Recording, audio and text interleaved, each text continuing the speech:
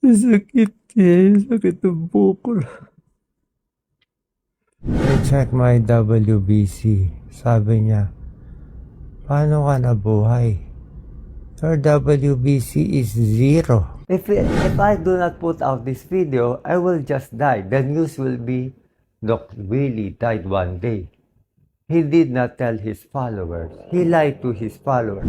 I owe it to the Filipino people to be honest to them. I owe it. Mahal na mahal na mahal na mahal na mahal na mahal na mahal na mahal ko kayo po lahat. I think I got all this pain from negative thoughts, negative emotion, from all the hurt, from all the bashing I got from the 2022 vice presidential campaign. I got so many bashing. If you pray for me, I think I will get well. If you keep on bashing me, I think I will die. Hindi nyo naiintindihan kado ko kayong kamahal. Bawat takbo ko para po sa inyo, hindi para sa akin. Anong ginawa nyo? Binas nyo na ako ng binas. Sumaba sobrang loob ko.